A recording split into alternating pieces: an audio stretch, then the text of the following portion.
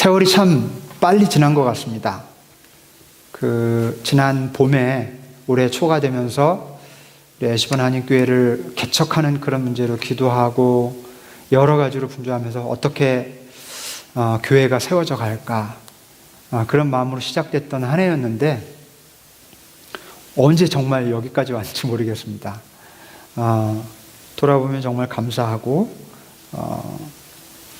마음에 참 큰 기쁨이 있습니다. 여러분들도 아마 이 마지막 주간을 지나면서 여러 가지 마음들 또 생각들이 있으실 텐데, 이 연말 또 은혜 가운데서 고요한 가운데 또 삶을 잘 정리하시고 새해 준비 잘 하실 수 있기를 바랍니다. 오늘은 성탄절이 이미 지났지만 말씀드린 대로 시리즈 성탄 메시지 세 번째 이제 마지막 시간으로 어둠에 묻힌 밤이라는 말씀을 좀 나누고자 합니다. 타임지가 올해의 인물로 프란치스코 교황을 선정했습니다. 여러분들도 아마 매스컴을 통해서 이미 보셨겠습니다만은 온몸에 정말 보기에 안쓰러운 혹이 많이 나 있는 그런 중병 환자에게 스스럼 없이 손을 내밀어서 만지면서 그를 위해서 기도해 주는 모습, 또 홈리스나 거린들에게 먼저 다가가서 대화를 나누고 또 무신론자들에게 평화를 위해서 함께 일하자고 그렇게 제안을 하기도 합니다. 그리고 준비된 원고가 있는데 그 공식적인 원고를 치워버리고 즉석에서 이렇게 연설을 하면서 교회는, 크리스찬은 약자의 편이 되어줘야 한다, 가난한 자의 편이 되어줘야 한다, 그런 메시지를 끊임없이 선포했습니다. 아마도 권위적인 모습을 내려놓고, 원래 교황의 권위라고 하는 것이 대단하지 않습니까? 그런데 그런 권위를 다 내려놓고 굉장히 파격적인 그런 낮아짐의 행보, 섬김의 행보를 보여주었던 것이 아마도 올해의 인물로 선정된 이유였던 것 같습니다. 제가 왜 이 분을 지금 말씀을 드리냐면, 이분이 성탄 전야 미사에서 굉장히 의미심장한 말을 했습니다. 뭐라고 그러냐면, 어둠의 정신이 세상을 감싸고 있다. 어둠의 정신이 세상을 감싸고 있다. 그렇게 말을 했습니다. 여러분, 최근에 반기문 유엔 총장이 마치 이 교황이 한 어둠의 정신이 세상을 감싸고 있다고 하는 말이 무슨 뜻인지를 설명하기라도 하듯이 그런 송년사를 발표했습니다.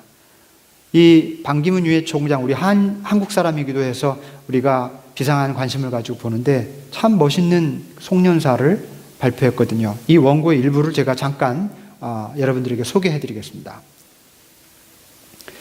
건물은 높아졌지만 인격은 더 작아졌고, 고속도로는 넓어졌지만 시야는 더 좁아졌다. 소비는 많아졌지만 기쁨은 더 줄어들었고, 집은 커졌지만 가족은 더 적어졌다. 생활은 편리해졌지만 시간은 더 부족하고, 가진 것은 몇 배가 되었지만 소중한 가치는 더 줄어들었다. 학력은 높아졌지만 상식은 더 부족하고, 지식은 많아졌지만 판단력은 더 모자란다. 전문가들은 늘어났지만 문제는 더 많아졌고, 약은 많아졌지만 건강은 더 나빠졌다. 돈 버는 법은 배웠지만 나누는 법은 잊어버렸고, 평균 수명은 늘었지만 시간 속에 삶의 의미를 넣는 법은 상실했다. 달에 갔다 왔지만 길을 건너가서 이웃을 만나기는 더 힘들어졌고, 우주를 향해 나아가지만 우리 안의 세계는 잃어버렸다. 공기 정화기는 갖고 있지만 영혼은 더 오염되었고, 원자는 쪼갤 수 있지만 편견을 부수지 못하고 있다. 자유는 더 늘었지만 열정은 더 줄어들었고, 세계 평화를 많이 이야기하지만 우리들 마음의 평화는 더 줄어들었다.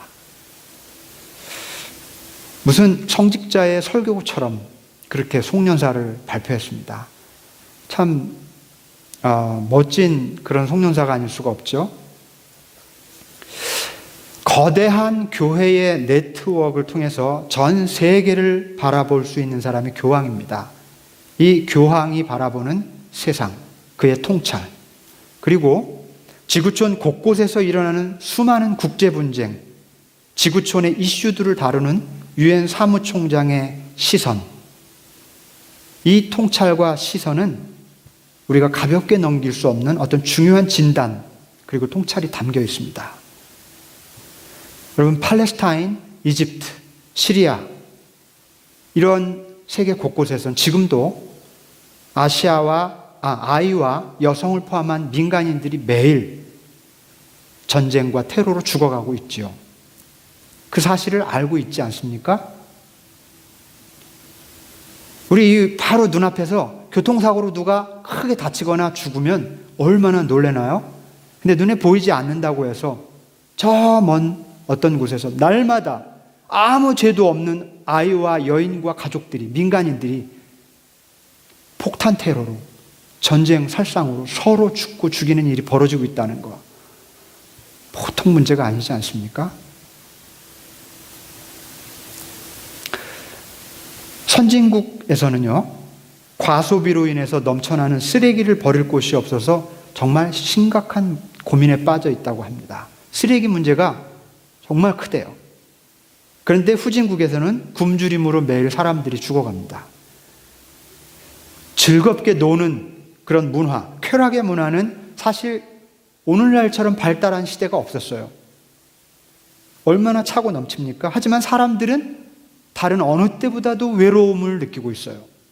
우울증에 빠지고 그리고 불행함을 느낍니다. 인정하고 싶지 않지만 우리가 사는 세상은 분명 어둠에 묻혀있는 그런 세상인 것이 틀림이 없습니다. 어둠에 묻힌 밤. 이 메타포를 우리가 사는 세상을 향해서 한번 이렇게 쏘아 보시기 바랍니다. 한번 던져 보시기 바랍니다. 자, 이쯤에서 2000년 전 유대 땅으로 우리의 시선을 한번 돌려봅시다. 역사적, 시대적 상황은 다릅니다. 문화와 문명의 모습이 완전히 달라요. 하지만 그 시절의 세상도 어둡기는 마찬가지였습니다. 정치적으로, 경제적으로, 사회적으로, 그리고 종교적으로, 영적으로 아무락이 짝이 없는 그야말로 어둠에 묻힌 밤이었습니다. 그런데 어두움에 묻혀있던 그 깜깜한 밤을 뚫고 한 줄기 빛이 들어왔다고 성경이 소개하고 있습니다.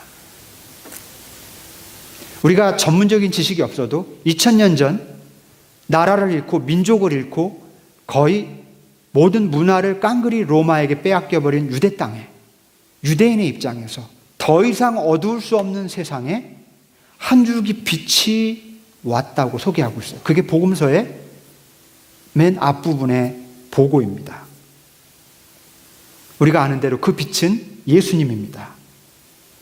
예수님의 오심을 두고 이사야 선지자가 이렇게 예언을 했습니다.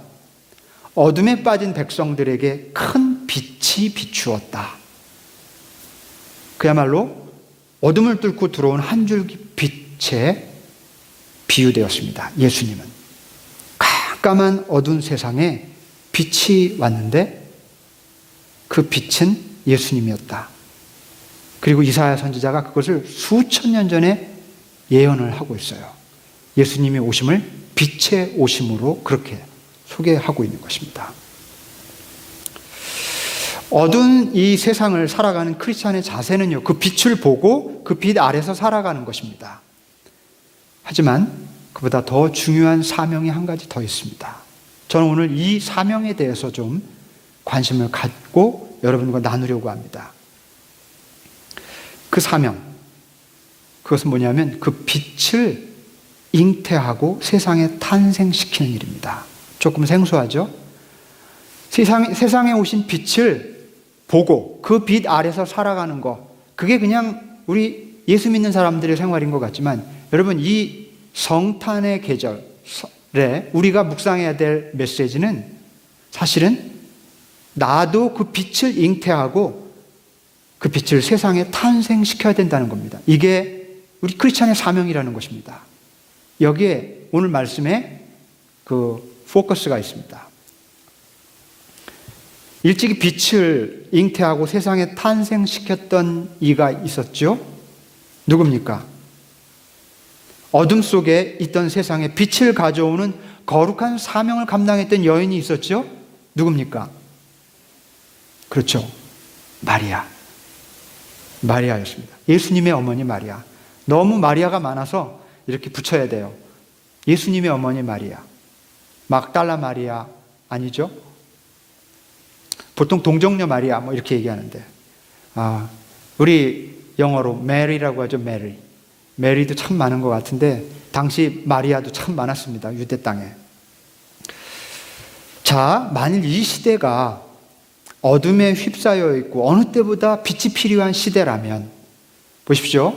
세계의 뷰를 바라볼 줄 아는 그런 교황과 유엔 사무총장이 진단하고 있는 세상의 어둠, 이것에 우리가 동의한다면 이 어두운 세상, 이 어두운 세상에 살아가는 우리에게 필요한 것은 빛이 아니겠습니까? 만약에 이 빛이 필요하다면 이 시대는 또한 빛을 잉태하고 탄생시키는 사람이 절실히 필요하다는 얘기입니다. 그냥 빛을 따라다니면서 나만 빛을 쬐는 게 아니라 나도 빛을 잉태하고 빛을 탄생시키는 의무가 있는 거예요. 이게 사실은 수동적인 크리스찬의 자세에서 더 적극적인 능동적인 크리스찬의 자세로 나아가는 것입니다. 우리 그냥 예배만 드리고 은혜만 받아서는 안 돼요. 우리가 빛을 잉태하고 탄생시켜야 합니다. 자, 어떻게 마리아는 예수님이라고 하는 빛을 잉태하고 탄생시켰을까요? 어떻게 마리아는 세상을 비추는 그 엄청난 그 빛의 통로가 될 수 있었을까요? 이게 우리들이 가진 질문입니다. 어떻게 마리아는 그럴 수 있었을까? 이것을 질문하면 거기서 얻은 대답이 우리가 살아갈 수 있는 해법이 되겠죠. 우리도 마리아처럼 이렇게 하면 되겠구나. 자, 이제부터 마리아가 어떻게 빛의 거룩한 도구가 되고 통로가 되고 어떻게 빛을 잉태하고 빛을 탄생시켰는지를 함께 좀 생각해 보도록 하겠습니다. 오늘 본문은 마리아가 예수님을 어떻게 잉태하게 되었는지를 참 잘 설명해 주고 있어요. 아주 유명한 본문입니다. 제가 보니까 여러 교회의 그 예배를 살펴보기 위해서 이렇게 요즘 그 웹사이트들을 들어보니까 이 본문이 거의 두 교회 중에 한 교회예요. 이 본문 가지고 성탄 메시지를 전해요. 그만큼 예수님이 탄생한 장면을 아주 자세하게 묘사해주고 있는 본문입니다. 자, 그런데 특별히 저는 오늘 말씀의 그 주제와 연결선상에서 가브리엘 천사가 마리아에게 나타나셔서 던져주었던 첫 마디 문장에 주목하고자 합니다. 이 문장 속에는요, 마리아가 빛이신 예수님을 잉태하고 그 빛을 세상에 탄생시킬 수 있었던 아주 중요한 두 가지 비밀이 담겨 있습니다. 이 두 가지 비밀을 놓치지 말아야 합니다. 천사는 이렇게 말했습니다. 기뻐하여라, 은혜를 입은 자야. 주께서 그대와 함께 하신다. 천사가 나타나서 마리아에게 해주었던 말입니다. 그런데 이 말은 그냥 칭찬, 덕담 수준이 아니에요. 아주 중요한 의미가 담겨 있습니다. 자, 이 첫 번째 비밀은 마리아가 빛을 잉태하고 탄생시킬 수 있었던 그 비밀입니다.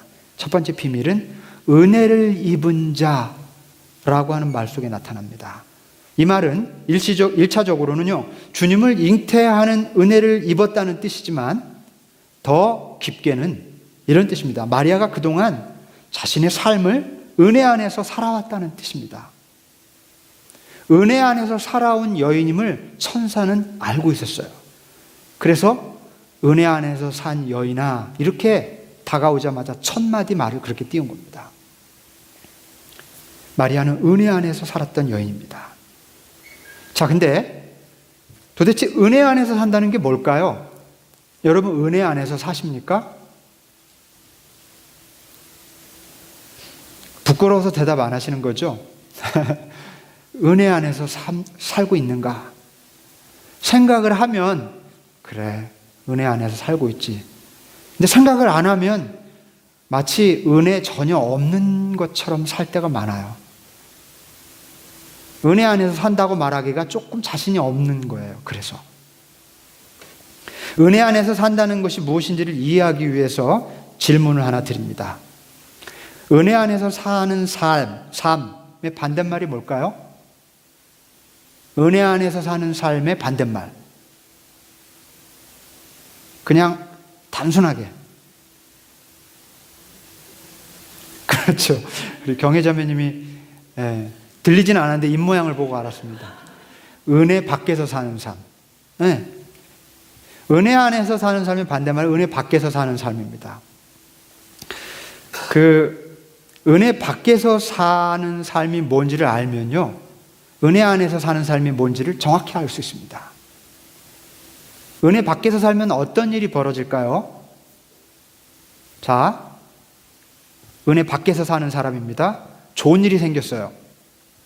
어떻게 생각하는 줄 아십니까? 역시 나는 훌륭해. 역시 내 노력 때문에 얻은 거야. 내 능력 탓이야. 그죠? 되게 뿌듯해져요. 내 자아가 강해져요. 단단해져요. 은혜라고 생각하지 않죠. 은혜 밖에 있기 때문에. 자동적으로 내 노력, 내 능력 탓이라고 생각하고요. 내 잘난 탓이라고 생각합니다. 이게 꼭 교만한 사람만 그러는 게 아니에요. 거의 본능적으로 우리가 그렇게 합니다. 좋은 일이 생기면. 교만해질 가능성이 굉장히 높아요. 자, 이번엔 나쁜 일이 생겼다고 합시다. 은혜 밖에 사는 사람에게 나쁜 일이 생겼어요. 그러면 그 나쁜 일이 자기 자신에 대한 세상의 평가라고 생각합니다. 그래서 좌절해요. 부끄러워하고 감춰요. 이럴 때 또 이런 탓을 합니다. 난 이것밖에 안 돼. 못난 자기 탓을 합니다. 아니면 이 일을 이렇게 만든 아무개 탓, 밖의 환경 탓, 그 녀석 때문이야. 내가 이렇게 된 거는 아무개 때문이야. 참을 수가 없어. 용서할 수 없어. 이렇게 못난 자기 탓을 해서 좌절하거나 남 탓을 하면서 분노에 빠져버려요. 은혜 밖에 사는 사람의 아주 일상입니다.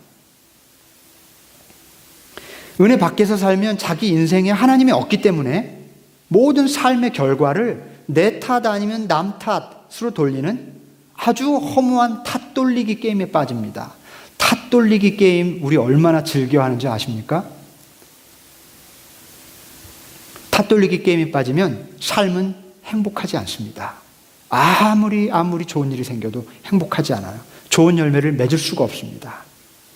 하나님의 은혜라고 하는 삶의 아름다운 신비를 모르기 때문에 그렇습니다.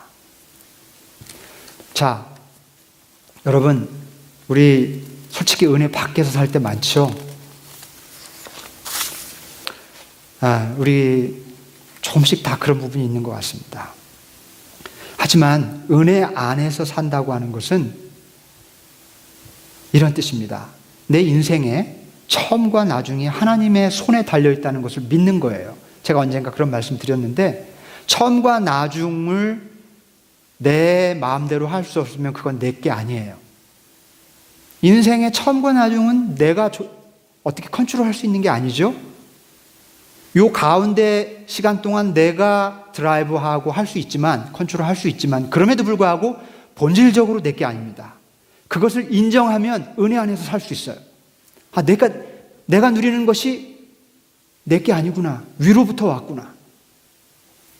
그래서 은혜 안에서 사는 사람은 화창한 날은 햇빛의 은혜를 누릴 줄 알아요. 이렇게 오늘처럼 흐리고 비 오는 날은 흐림의 은혜, 비 내림의 은혜를 누릴 줄 알아요. 은혜 밖에 있는 사람은 반대죠. 반대가 될 가능성이 많죠. 비 오면 오늘은 왜 이렇게 흐려? 네. 뜨거운 여름엔 더위의 은혜를, 추운 겨울엔 추위의 은혜를 누릴 줄 아는 것입니다. 많이 주실 때는 풍성함의 은혜를, 적게 주실 때는 부족함의 은혜를 누릴 줄 아는 사람이 은혜 안에서 사는 사람이에요. 성공하고 부유하고 좋은 일이 많아도 교만해지지 않는 이유는 그 모든 것을 하나님이 주셨다고 믿기 때문에, 그게 하나님의 은혜라고 정말로 믿기 때문입니다. 또 실패하고 가난하고 나쁜 일이 계속되어도 절망하지 않는 이유는 역시 하나님으로부터 왔다고 믿기 때문입니다. 무언가 뜻이 있다고 생각하기 때문에 기다릴 수 있습니다. 내 삶의 외부에서 일어나는 그 어떤 일에도 흔들리지 않는 이유는 내 삶의 내면 속에 주님의 은혜가 족하기 때문입니다. 그래서 우리는 지금까지 지내온 것 주님의 크신 은혜라 이렇게 찬양할 수 있는 것입니다. 은혜 안에서 사는 게 얼마나 좋은 일입니까? 우리 현대인들이 머리 좋은 것 같은데 가만히 보면 은혜 밖에서 살면서 불행해하는 거 보면 머리 그렇게 좋은 것 같지 않아요. 이건 정말 머리 싸움이라고 해도 과언이 아니에요. 뭐가 좋습니까? 똑똑하다는 사람들은 맨날 은혜 타령하는 이 신앙인들이 한심해 보일지 모르지만 은혜 안에서 사는 것이 얼마나 기가 막힌 삶의 비결인지 알 수가 있어요. 여러분, 마리아는 은혜 안에서 살았던 여인입니다. 마리아는 돈과 재산 안에서 살았던 여인이 아니에요. 나사렛 땅에서 목수에게 시집가는 여인은 뻔해요.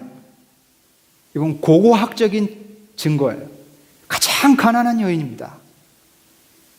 돈, 재산 안에서 살지 않았습니다. 명예와 지위 안에서 살지 않았어요. 자기 욕심, 자기 야망 안에서 살지 않았습니다. 삶이 풍성한 것을 가져다 주든 초라한 것을 가져다 주든 흔들리지 않으면서 살았습니다. 왜? 오직 주님의 은혜 안에서 살았기 때문에. 천사가 느닷없이 나타나서 알듯 말듯한 말을 건네지만 두려워하기보다는 이게 무슨 뜻일까? 차분히 생각할 줄 알았습니다. 아무리 여러분 하나님의 일이라지만 처녀의 몸에 아이가 잉태될 것이라는 이 도대체 믿기 어려운 말을 에이 천사님 너무하시네, 그걸 믿으라고요 저한테 이렇게 말할 수도 있을 텐데 그렇게 무시하거나 흘려듣지 않습니다. 심지어 그 일이 자기에게 일어나야 된, 자기를 통해서 일어나야 된다는 말을 들었을 때 안 됩니다. 저는 안 됩니다. 왜냐하면 정말 끝이거든요. 유대사회. 돌에 맞아 죽거든요. 즉시. 처녀가 아이를 갖게 되면. 그런데 뭐라고 얘기합니까? 저는 주님의 종입니다. 그러니 말씀대로 내게 이루어지이다. 말씀대로 내게 이루어지길 바랍니다. 은혜 안에서 사는 여인이에요. 신실하게 은혜 안에서 살았기 때문에 하나님은 이 마리아의 영혼에 빛을 잉태시키셨습니다. 그리고 하나님은 그녀의 삶을 통해서 그 빛을 어두운 세상에 비추실 수 있었어요. 한번 생각해 봅시다.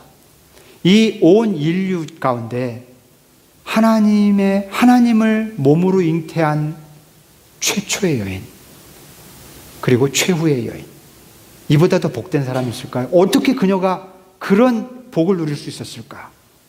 은혜 안에서 살았기 때문에. 여러분, 그러면 다시 이런 질문을 던져야 합니다. 하나님은 오늘 이 여전히 어두운 시대에 어떤 영혼을 통해서 세상을 비출 빛을 또다시 잉태시키려고 하실까요? 은혜 안에서 사는 사람입니다. 우리 애시번 한인교회 푸른나무 여러분, 은혜 안에서 살아갑시다. 2014년 은혜 안에서 살아갈 때 하나님은 이 어두운 세상에 빛을 비추시기 위해서 우리의 영혼에 빛을 또다시 잉태시키실 것입니다. 우리를 통해서 그 빛을 또 탄생시키셔서 어두운 세상을 밝히 비추는 거룩한 도구로 우리를 사용하실 것입니다. 은혜 안에서 사는 사람이 어두운 세상에 빛을 가져올 수 있습니다. 여러분, 새해에는 더 하나님의 은혜 안에서 살아갈 수 있기를 바랍니다. 자, 제가 한 가지 비밀을 말씀드렸어요. 한 가지 더 말씀드려야 합니다. 두 가지 비밀이 있다고 그랬죠? 마리아가 빛을 잉태하고 빛을 세상에 비추는 통로로 사용될 수 있었던 비밀, 은혜 안에서 살았기 때문이다. 자, 또 다른 비밀에 대해 생각해 봅시다. 가브리엘 천사가요, 마리아에게 은혜를 입은 자, 이렇게 한 말과 더불어서 한마디 말을 더 덧붙였죠? 뭡니까? 주님께서 그대와 함께 하신다는 말입니다. 이 말은 정확히 표현하면 이런 얘기입니다. 내가 보니까 주님께서 그대와 함께 하시는구려, 이런 말이에요. 주님이 여러분과 함께 하시길 빕니다, 이렇게 기원해 주는 말이 아니라 이미 마리아라는 여인이 주님과 함께 하고 있는 것을 천사가 발견한 겁니다. 그리고는 참 함께 하시는구려 이렇게 알아본 것입니다. 그런데 이사야는 예언하기를요, 이렇게 예언을 하죠. 동정녀가 잉태하여 낳을 아이의 이름을 임마누엘이라고 하리라. 그렇게 했습니다. 즉 마리아가 잉태할 아이의 이름이 임마누엘이라는 것이에요. 예수님의 또 다른 이름이죠. 잘 아시다시피 임마누엘이라고 하는 뜻은 하나님이 우리와 함께 하신다 이런 뜻이죠. 자, 한번 정리해 봅시다. 마리아는 주님과 함께 사는 여인이었어요. 늘 주님이 함께 하는 여인. 그녀가 잉태한 아이의 이름은 주님이 함께 하신다라는 뜻의 임마누엘입니다. 여러분, 이거 좀 말장난 같지만 주님과 동행하는 여인이었기 때문에 주님이 함께 하신다고 하는 임마누엘을 잉태하게 되었다는 뜻이에요. 이거는 어떻게 보면 놀라운 일이라기보다 당연한 이야기예요.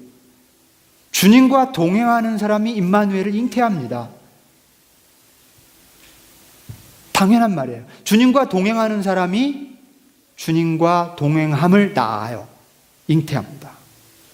주님이 함께 하시는 삶, 주님과 동행하는 삶 자체가 임마누엘이기 때문에 그런 사람은 임마누엘을 잉태할 수밖에 없는 것입니다. 따라서 이 어두운 세상을 비추는 빛의 통로가 되기 위해서 이 빛 대신 임마누엘을 잉태하려면 우리는 주님과 함께하는, 주님과 동행하는 삶을 살아야 한다는 것입니다. 기독교 교리 가운데 믿지 않는 사람들을 설득하기 가장 어려운 교리가 바로 예수님이 동정녀 마리아를 통해서 탄생했다는 이 말입니다. 동정녀 탄생설. 처녀가 성령의 능력으로 아이를 갖게 되었다는 거, 이거 어떻게 설명할 수 있을까요? 아니, 남들한테 설명하기 전에 우리는 어떻게 이해해야 합니까? 그냥 우리는 너무 당연하게 믿음으로 믿어왔을지 모르지만 사실 이성적으로 이해하기 쉽지 않습니다. 고민 많은 분도 계실 거예요. 사실 이 부분은. 그러나 저는 영적인 차원의 해석으로 이 말씀을 받아들일 때 굉장히 자연스럽게 다가옵니다. 지금부터 여러분 동정녀를 통해서 예수께서 태어났다고 하는 이 교리, 이걸 교리를 내려놓고 이 안에 담겨있는 영적인 의미를 좀 포착해 봅시다. 우선 하나의 생명을 탄생시키는 과정을 생각해 봐야 됩니다. 하나의 생명이 탄생되려면 어떤 과정을 거치죠? 서로 다른 두 주체가 사랑에 빠집니다. 그리고 어떻게 됩니까? 사랑에 빠지면 서로 함께 시간을 보내고 싶어 하죠. 그래서 시간을 보내요. 그런데 어떻습니까? 여러분, 사랑 막 연애할 때 생각해 보세요. 함께 하는데도 계속 더 보고 싶어요. 밤늦게 헤어져서 집에 가서 또 보고 싶어요. 그러다 어떻게 돼요? 아예 한 집에서 살게 되는 거 아니에요. 결혼을 그래서 하는 거죠. 도저히 떨어져서 못 살겠다. 그러니까 하나가 됩니다. 그래서 한 집에서 하나가 되어 삽니다. 몸도 마음도 영혼도 하나가 돼요. 그러면 하나가 된 그 사랑의 열매로 곧 새로운 생명이 탄생합니다. 이게 하나의 생명을 탄생시키는 과정입니다. 저는 마리아가 정확하게 이 과정을 겪었다고 믿습니다. 물론 그것은 영적인 과정이에요. 온전히 영적인 과정입니다. 마리아는 하나님이라고 하는 주체와 사랑에 빠졌습니다. 하나님과 사랑할수록 더 많은 시간을 그분과 보내게 됩니다. 하나님의 은혜 안에서 주님과 동행하며 사는 동안 성령이 자신의 영혼 안에서 떠나지를 않습니다. 마리아는 성령과 완전히 하나 된 영적 상태에 놓여 있었고 그렇게 살았어요. 주님과 동행했어요. 성령과 하나 됐어요. 완전히 하나 됐습니다. 그 거룩한 하나됨의 열매로 임마누엘을 탄생하게 된 겁니다. 그러면 우리는 어떻게 임마누엘을 탄생시킬 수 있을까요? 우리는 할 수 없습니까? 마리아만 가능한 일인가요? 우리도 가능해요. 어떻게? 주님을 사랑하고 그분과 하나 되면. 영적으로 그분과 결혼하는 거예요. 완전히 하나가 되는 거예요. 더 이상 너와 나가 아닌 그런 상태일 때 우리 안에 임마누엘이 잉태됩니다. 바로 그것입니다. 이렇게 주님을 뜨겁게 사랑하고 날마다 주님과 동행하는 마리아의 영혼을 하나님께서 선택하지 않을 도리가 없었을 것입니다. 이렇게 빛 되신 예수님은 주님과 동행하는 신실한 영혼을 통해서 이 땅에 오셨던 것입니다. 여러분, 그러므로 어두운 세상을 비추는 빛의 통로가 되려면 주님과 동행하는 삶을 살아야 합니다. 이제 새해 1월 둘째 주부터 광고 말씀드린 대로 영성훈련 시작하죠. 영성훈련의 주제가 뭐라고 그랬습니까? 주님과의 동행훈련. 여러분, 적극적인 참여를 당부합니다. 우리 교인들이 먼저 저와 함께 영적으로 이런 준비가 되어 있어야 된다고 생각합니다. 그래야 우리 이웃들을 초청할 수 있어요. 하나님은 언제나 우리와 함께 하시기를 원하십니다. 하지만 우리가 하나님과 함께 하기로 결단하고 노력하지 않으면 하나님이 함께 하실 수가 없어요. 그냥 문 밖에서 계속 문을 두드리실 수밖에 없습니다. 문을 열어야 합니다. 우리는 주님과 동행하는 삶에 익숙하지 않기 때문에 부단히 노력하고 훈련해야 합니다. 그러므로 여러모로 중요한 이 새해에 이 훈련이 여러 가지로 의미가 있습니다. 우리 교회가 반드시 도약의 발판을 마련해야 하는 새해고요. 또 동시에 영적으로도 깊은 성숙한 토대를 마련해야 됩니다. 그래야 공동체의 영적인 체질이 생겨나거든요. 또 이 어두운 세상에 빛을 가져오는 사명을 감당해야 하지 않습니까? 이 일을 위해서 가장 중요한 일이 주님과 동행하는 훈련이라고 생각합니다. 새해 이 7주 동안 마음 굳게 먹고 여러분 결단하셔서 기도하며 주님과 동행하는 훈련에 나서 주시기를 부탁드립니다. 자, 이제 말씀을 맺겠습니다. 예수님께서 오신 지 2000여 년이 지났습니다. 오랜 세월이 흘렀지만 세상은 아직도 어둠에 휩싸여 있습니다. 예수님이 실패하신 것이 아니라 예수님으로부터 시작된 일이 우리를 통해서 아직도 이어져야 할 필요가 있다는 뜻입니다. 그것이 오늘 크리스찬의 사명이고 우리들의 사명입니다.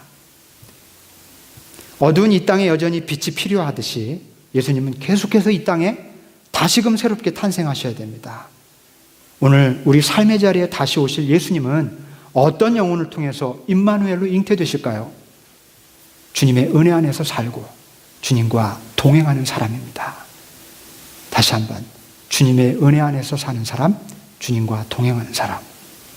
사랑하는 교우 여러분, 2014년 새해는 푸른나무 공동체를 통해서 주님의 은혜 안에서 살고 주님과 동행하면서 우리 임마누엘을 잉태하는 삶을 살아봅시다.